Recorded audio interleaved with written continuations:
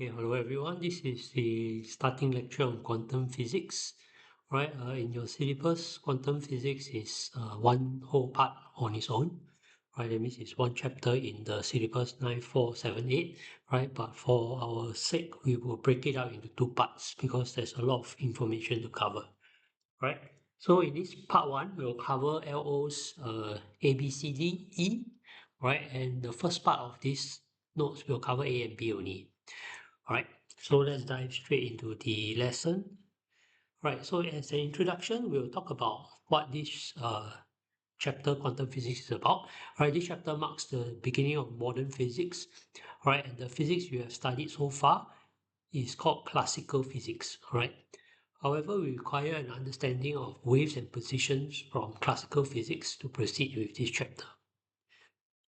Okay, so what we have studied so far in waves and superposition is that light is a wave, right? How do we know light is a wave? Okay, because light undergoes certain uh, phenomenon such as diffraction and produces interference pattern, right? And this is all shown in Young's double slit experiment under the chapter on superposition, right? So I brought up this diagram from your chapter on superposition to show you that, okay, how this is light waves running through a single slit, right? Then this single slit diffracts into these two double slit, right? The reason for the single slit is because of coherence, but that's covered in superposition. I won't cover that at this point, right? Suffice to know that this is S0, S1, and S2 are where diffraction happens, and as the diffraction comes out of S1 and S2, right, they interfere in the screen here to produce bright spots and dark spots. All right, the maxima is a bright spot, the minima is a dark spot. Right, why a maxima happens is because the path difference is 0 lambda, 1 lambda, or 2 lambda. All right, minima of course correspond to path difference of 0.5 lambda and 1.5 lambda. Right, I assume you understand all these things because this is not a chapter on superposition, but you need to understand how these phenomena, such as diffraction and interference pattern, give you evidence that light is a wave. So basically, Young's double slit experiment is the classical experiment that shows light is a wave. All right. Okay. However, this sort of changed sometime in 1887, right, where Hertz, yes, this is the Hertz that the unit for frequency is named after, right? He accidentally discovered that UV light shine on the metal, injected electrons from the metal, right? This phenomenon is later known as the photoelectric effect, right? Please refer to the later part of this chapter for more formal definition, right? And it caused a lot of issues with the thinking that light is a wave. And because the experimental results of this photoelectric effect experiment contradicted the idea light is a wave, Albert Einstein had to come up with a new way to explain the contradictions in this experiment. And this is actually what gave Albert Einstein the Nobel Prize, right? Okay, let's jump into the experiment itself, right? For this, I suggest you play with the app, PHET applet on photoelectric effect, right? You can Google PHET photoelectric effect for an applet if you wish to play the applet yourself, right? This is a schematic diagram of the photoelectric effect uh, uh, experiment, right? So this is the same as this thing, right? So I'll just try to explain to you what's going on, right? So this is what we have a light source, right, that can change the wavelength of light, right? So it can be infrared, visible light, UV, right? We can also change the intensity of the light. That means to say that we can change the power delivered to this light bulb. Okay, this light bulb is shining on a metal plate here, right? They're supposed to emit electrons, right? That's the whole purpose of a photoelectric effect experiment, right? So this metal plate over here, where the light shines on, is called the emitter because it emits electrons, right? If the electrons emit from this emitter, it actually comes out of the metal plate and goes into this plate, which is the collector, right? So if the electron is emitted from the emitter across this space, which is a vacuum, right? So by right, it shouldn't be able to come out by itself, right? It requires energy from this light beam over here, right? So if the electron comes out and hits the collector, it's able to form a closed loop, which means that current can be detected by the emitter over here, right? So this current detector will show me that electrons are emitted from the emitter. Okay, can understand what's going on so far, right? The battery here is a variable EMF source. You don't have to worry about this for now. We'll explain why this exists later on. Right? So everything here can be found here. Alright, so this is the emitter, the collector, the emitter, which is this thing, the voltmeter. Voltmeter is just here lah. You just consider this variable power source as a voltmeter as well. Right? The variable power source, which is this battery over here. Alright, this one you don't have to worry for now. You just take this as a conductor for now. Alright, we'll worry about the variable power source later on. Okay, I'm going to tell you the 3 observations in the photoelectric effect that cause a problem for classical wave theory in terms of explaining light. Right, that means to say, before this experiment, we thought light is a wave, but the observation in photoelectric effect puts this idea into question. Right, so wave model prediction, right? The intensity of electromagnetic wave depends on its amplitude and not its frequency. So the photoelectric effect should occur for light of any frequency, and the magnitude of the photocurrent, right? It just means current. You don't get confused by the word photo in front, right? This just means current, all right? Should not depend on the frequency of light. Okay, so what does this mean? This means that if I vary the wavelength of the light anywhere from UV visible to infrared, it should not matter to whether or not the electrons is emitted or not. Right? What should actually matter instead is the amplitude of the wave, which should be determined by the intensity. Right? That means to say, as long as I increase the intensity to a very high level, any wavelength of wave here must produce electrons from this emitter. Okay, normally the electrons produced from this emitter we'll call photoelectrons, but they're just electrons. So when I explain our tendency to just refer to them as electrons, but if you see photoelectrons, just know that they are electrons.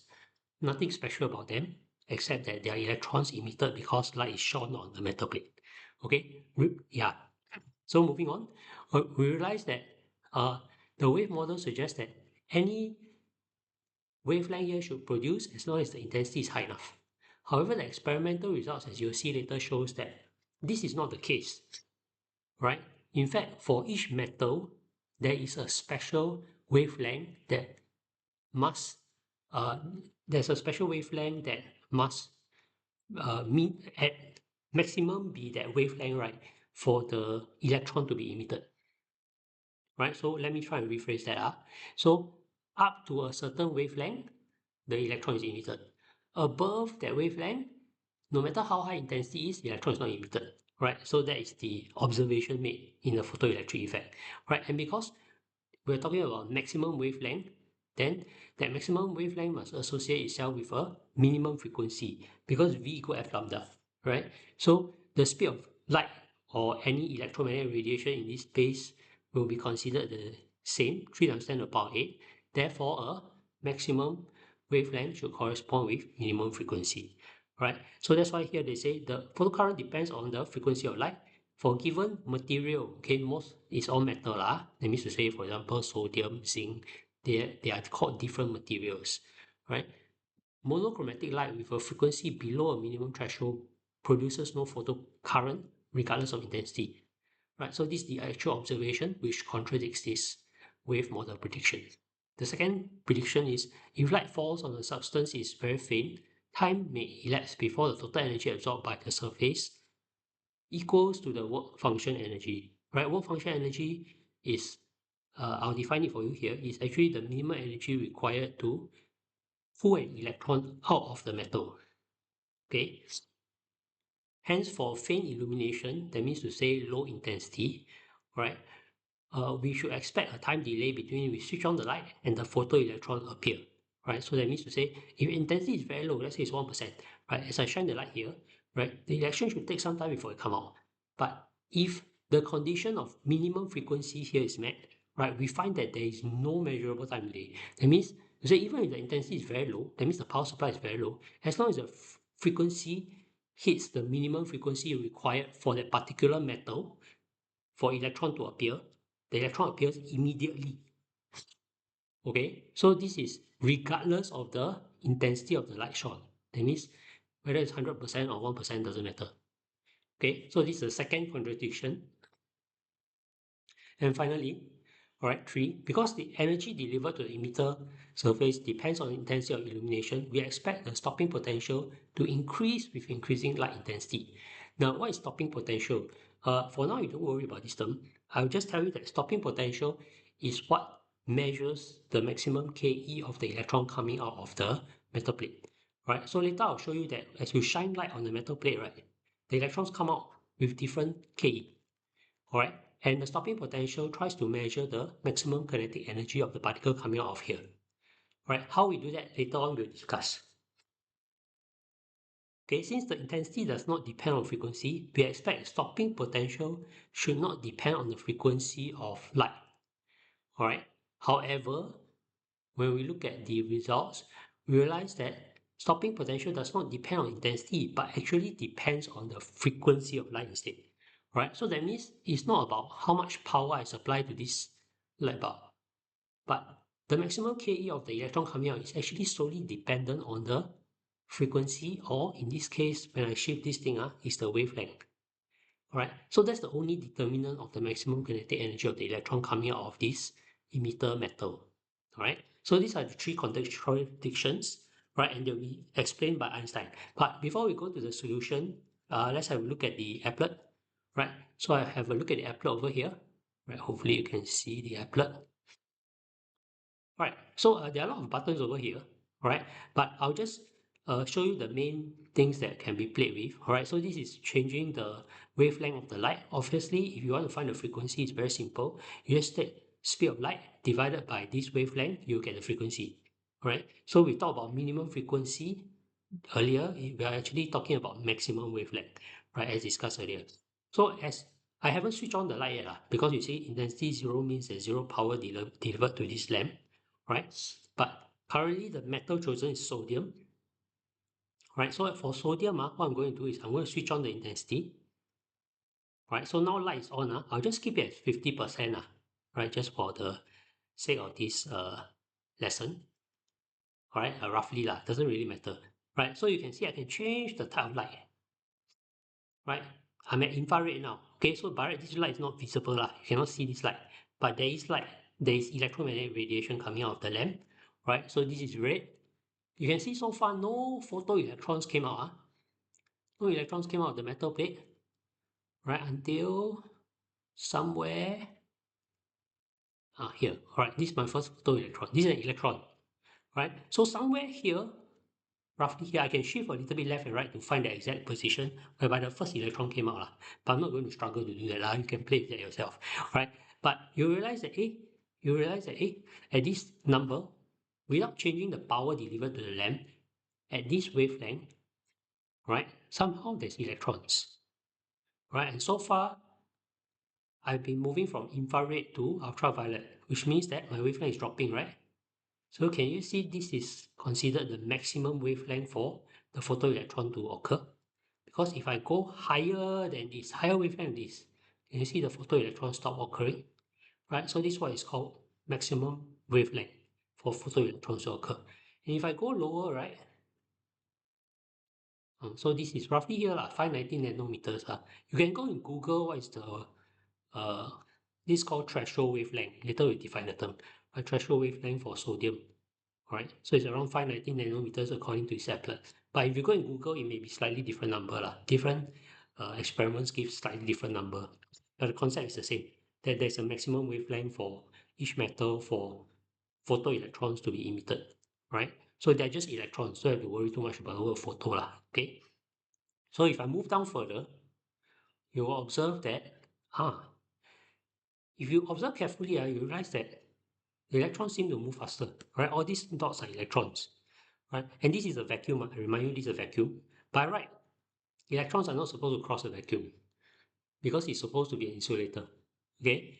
But somehow the light here, or the electromagnetic radiation here, give the electrons sufficient energy to come out of the metal across this space into the collector, all right, and produce a current. You can see the current starting to show, all right?